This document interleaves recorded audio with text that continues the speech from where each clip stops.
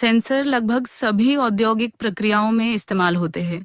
Capacitive sensor और inductive sensor इनमें से कुछ प्रमुख है।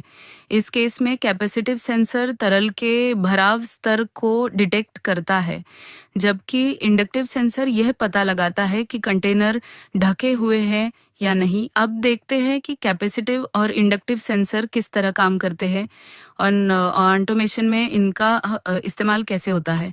सबसे पहले बात करते हैं इंडक्टिव प्रॉक्सिमिटी सेंसर की। इंडक्टिव सेंसर एक इलेक्ट्रॉनिक उपकरण होता है, ऐसा डिवाइस जो बिना छुए किसी दिए गए दूरी पर फेरस धातु की वस्तुएं पहचान सकता है। कुछ इंडक्टिव सेंसर नॉन फेरस धातुओं जैसे ब्रास, एल्यूमिनियम और कॉपर को भी डिटेक्ट कर सकते हैं। हालांकि नॉन फेरस मटेरियल की वस्तुओं के लिए इंडक्टिव सेंसर की डिटेक्शन रेंज या दूरी कम हो जाती है। सेंसर की डेटा शीट में यह दूरी मटेरियल के हिसाब से दी होती है, जो आमतौर पर 80 मिलीमीटर से ज़्यादा नहीं होती। इंडक्टिव सेंसर के 4 मुख्य बाहरी हिस्से होते हैं।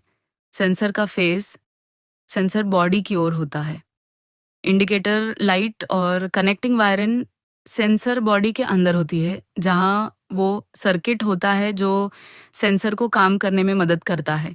उसमें एक कॉइल, एक ऑसिलेटर, ट्रिगर सर्किट और आउटपुट सर्किट होता है।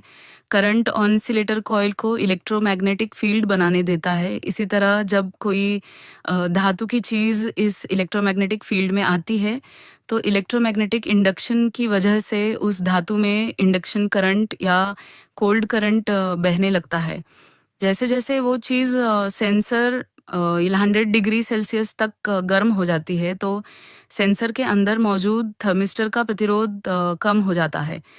सेंसर इस ऑसिलेशन की स्थिति में बदलाव को एम्पलीट्यूड डिटेक्शन सर्किट के जरिए पकड़ता है और एक डिटेक्शन सिग्नल आउटपुट करता है। इसी तरह ये काम करता है